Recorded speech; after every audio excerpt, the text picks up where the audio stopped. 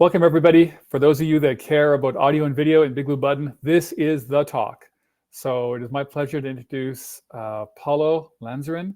He is a software developer at Mconf Technologies and has been involved in the BigBlueButton project since 2017, with a focus on improving the project's real-time communication capabilities. He's participated in the BigBlueButton transition from Flash-based RTC framework to the WebRTC, as well as subsequent switch from Renato to mediasoup. And just because we couldn't get enough, we need to switch from mediasoup to LiveKit. So Paulo, over to you. Tell us how we're going to do this. Thanks, Fred. Hello, everyone. Today I'm going to be giving an update about our ongoing work on integrating the LiveKit WebRTC framework into BigBlueButton. So a quick agenda for our presentation today. Initially, I will be providing with a brief preface of what our media stack currently looks like and which direction we are going into right now. A quick recap of what we've already worked on LiveKit integration over the past few months. What's the first cut of this integration that we are planning to ship soon, as well as a short-term roadmap for that, and some data regarding some early stress testing with the integration of LiveKit into BigBlueButton, and then questions and answers.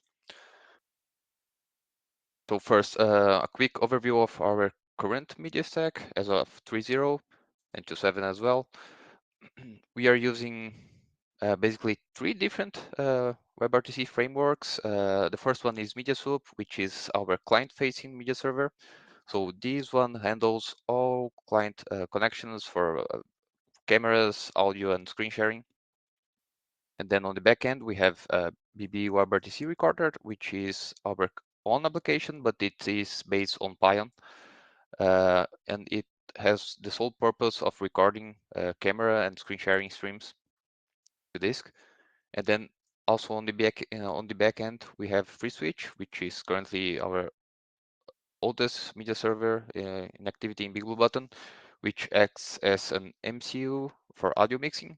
So basically all audio streams go through mediasoup in the client, but then they end up on FreeSwitch and they are mixed and sent back to the client.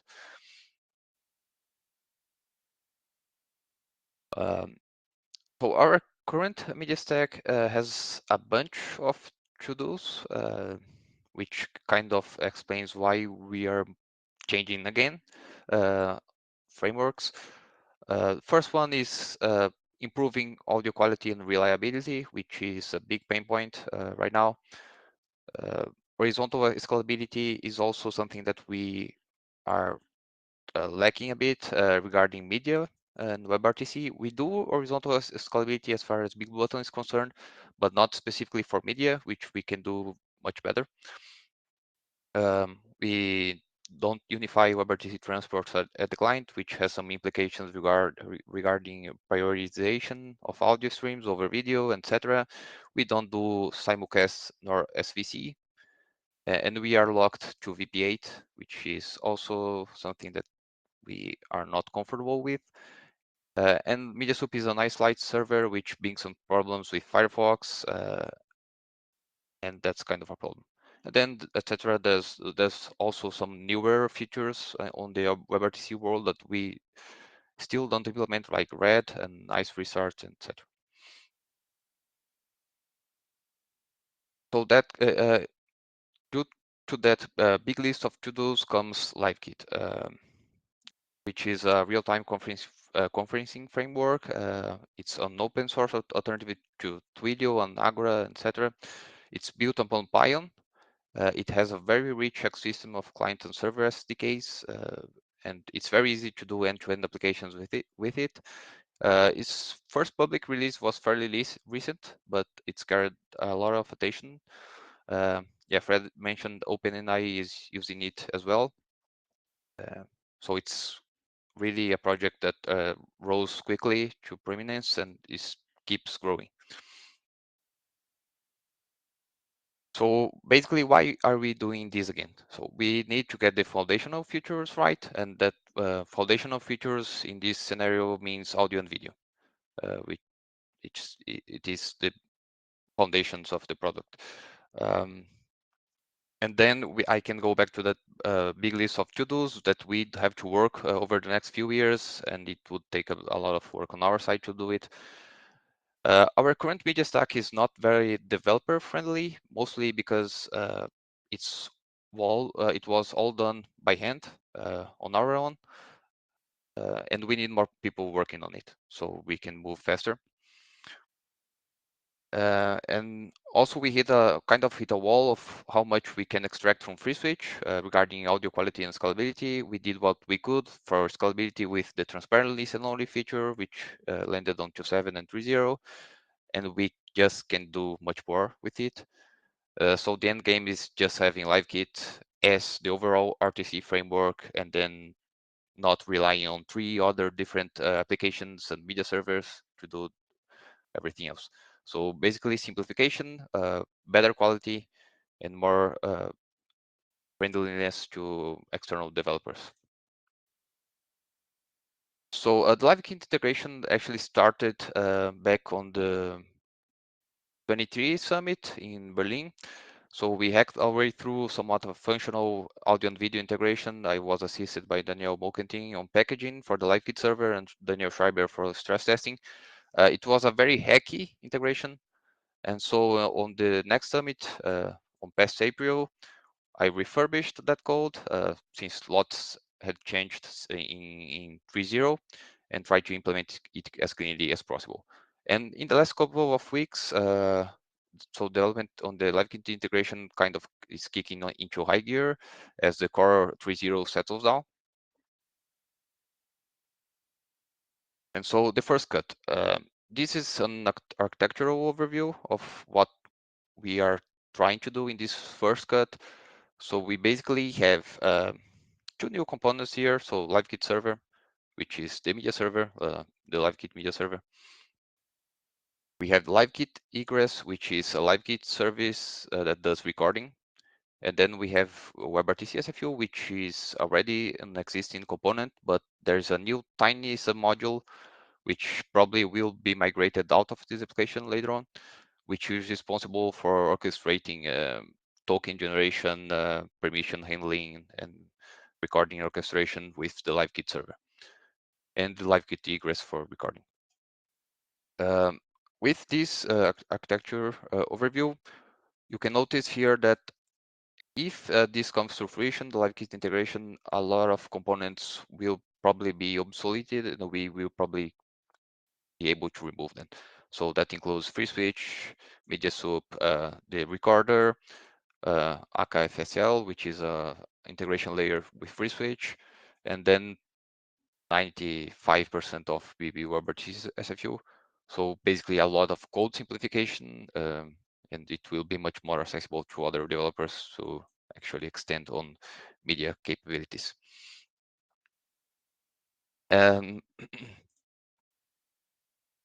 So you may have noticed on the previous slide here, this box is the BigBlueButton instance, and LiveKit is half in and half out. What this represents is that the LiveKit server will, in this first cut, will run with a BigBlueButton instance by default, but it will work in another node. So there will be a create parameter, which is called LiveKit credentials, where you can specify permitting which LiveKit instance you will be using. So for instance, a load balancer could specify this, and then we kind of start having a sort of horizontal scalability for media, and then it should just seamlessly work. And then the WebRTC SFU module will be in charge of talking with this LiveKit server instance, which may be anywhere.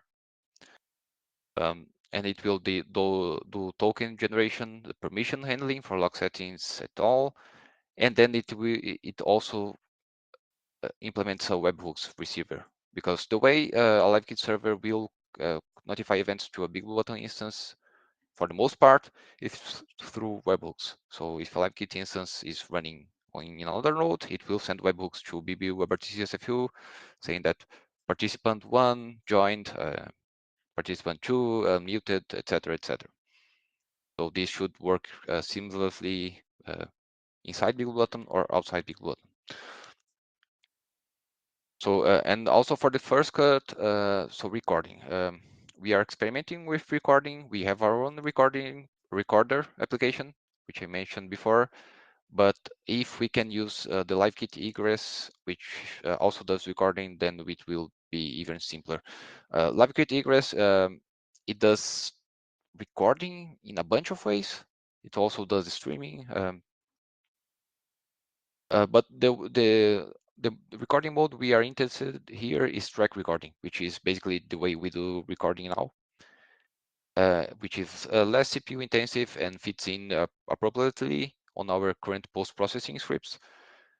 Track recording uses GStreamer under the hood, which we have a history with based on Corento.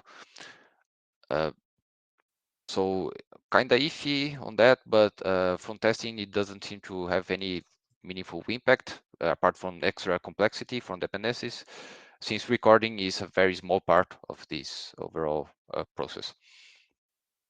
So this will probably work nicely. And then for this first cut, audio will be recorded track by track. So each user will have a audio recording, which is very different from what we do nowadays, because FreeSwitch records the whole conference mix in a single file. So post-processing will need changes, which will not be covered in this first cut, but it shouldn't be too hard since we already do basically the same thing for video. So we are tracking a feature parity for each of the basic WebRTC components, audio, video, and screen sharing. There are a lot of features that we need to implement so that we have feature parity between RTC frameworks.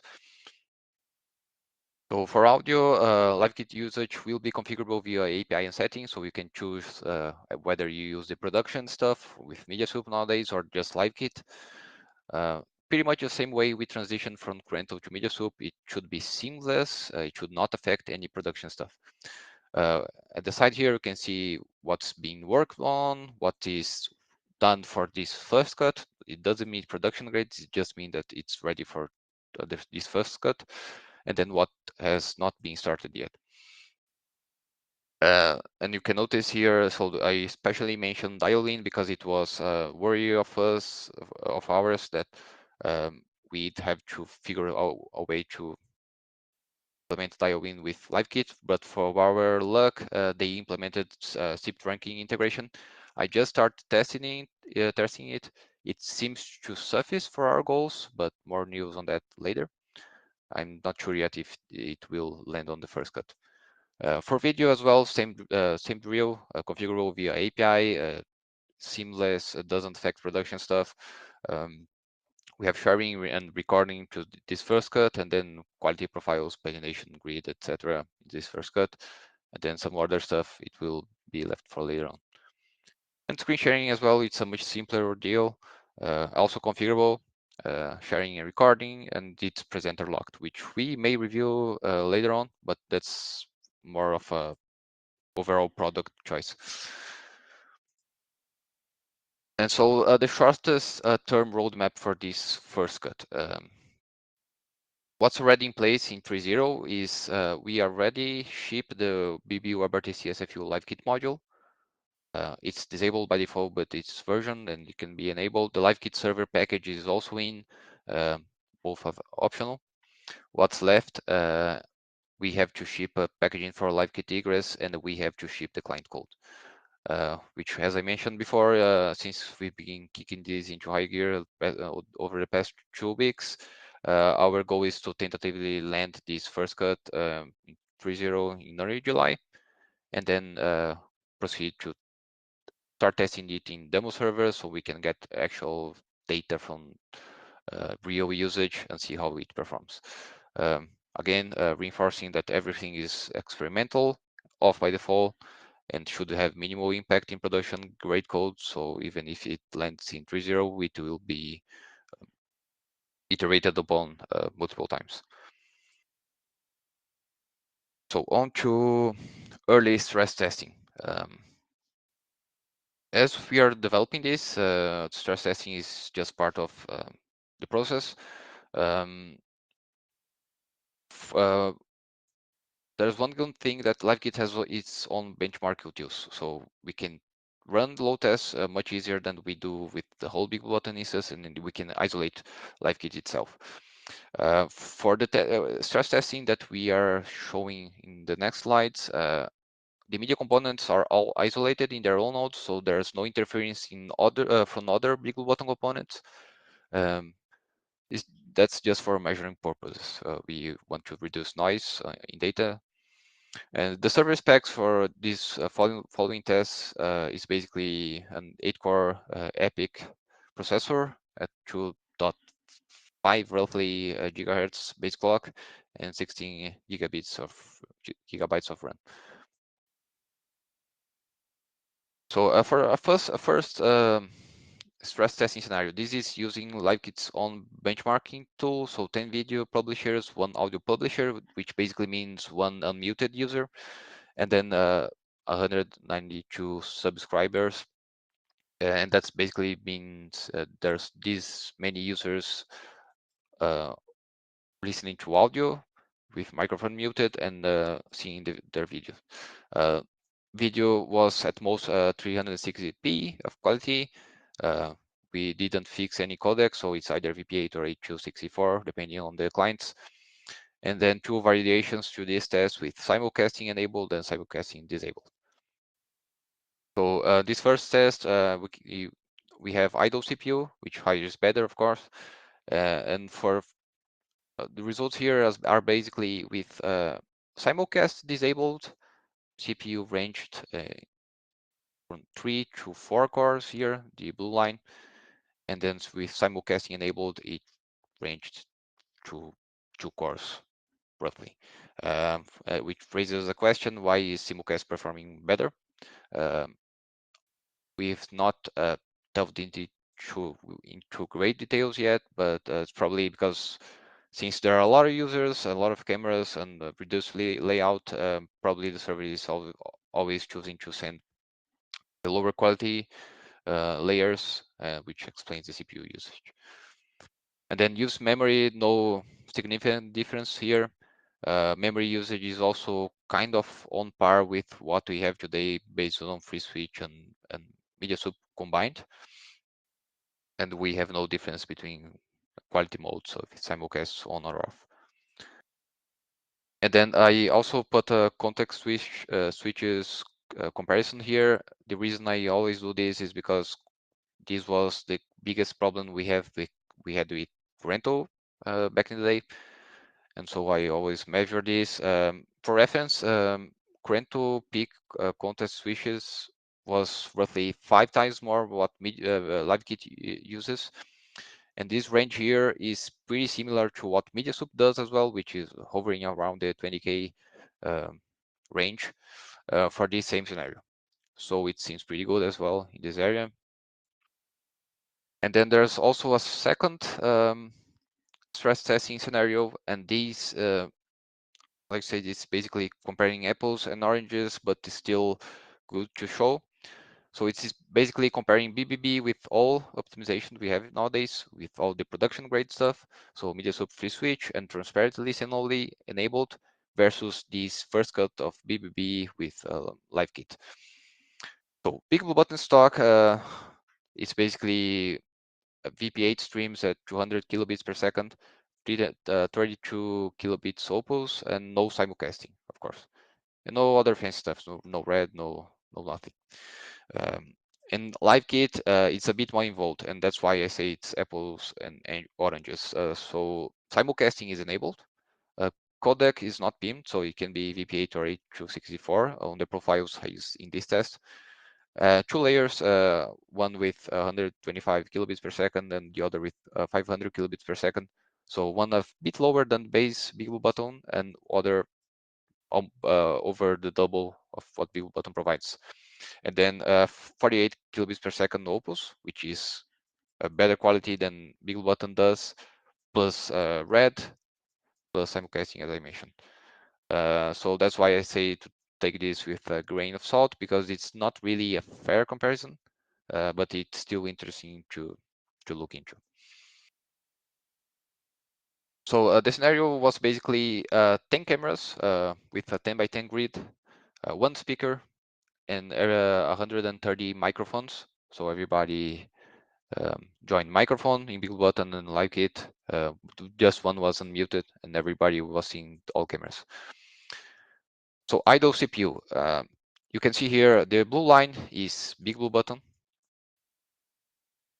and the red line is LiveKit. LiveKit is slightly more CPU hungry, so you can see the gap here. And again, that's why I say it's apples and oranges. We have to remember that transparent listen only is active in BigBlueButton, which is not the default installation, but it's the best optimization we have right now for FreeSwitch. If it wasn't enabled, this gap would probably be closed. So BigBlueButton and LiveKit would probably be equal. And again, we have to remember that LiveKit is almost double the quality for video. It has simulcasting, it's higher quality Opus, so it kind of explains the higher CPU usage, but it's still a pretty fine CPU usage for what it's worth, since this is almost 1.5K media streams circulating in the server. And that's pretty much it. I'm open to questions and answers and overall discussions.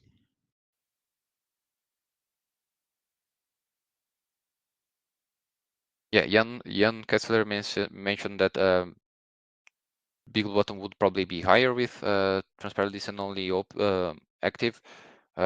Probably yes. With transparent listen only off, BlueButton would probably either close the gap or just be higher in CPU usage. So they are kind of in the same spot. And again, even then, the LiveKit would have a way higher quality, video and audio wise. So this is an interesting result.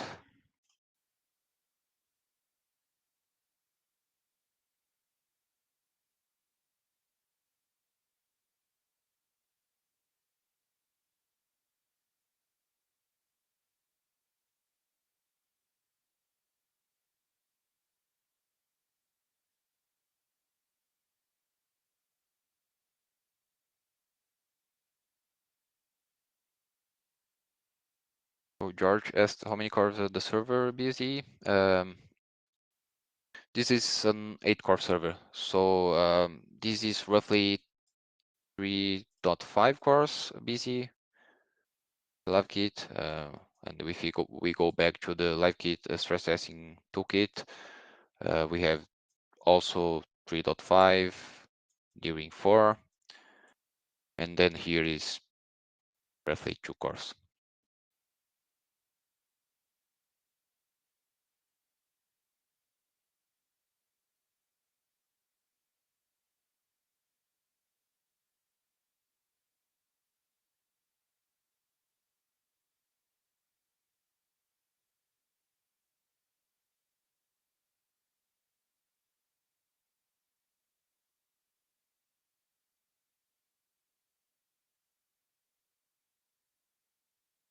Paulo, that's great. I think all of us appreciate the systematic and kind of very data-driven approach you take to try to create the best possible experience in the audio and the video. It feels like always a lot of moving pieces in this puzzle, but in the past, the puzzles kind of connected together really nicely. Like this is using mediasoup here and FreeSwitch, and this goes well for this presentation. Looking forward to the next. It looks like it's only going to get better. So thank you, Paulo. I'll pause the recording or stop the recording here. Folks, you can always reach out You post to the BigBlueButton developer mailing list. Questions about WebRTC. The biggest ask is once this lands in 3.0 behind a flag, Paulo will probably post to the mailing list to describe what's possible, and there'll be an invitation to ask people to try it out. Please try it out. That's the best way to help us as a project make sure you have the best possible virtual classroom platform, and we need your help to do it. Thanks again, Paulo. Thanks, Fred.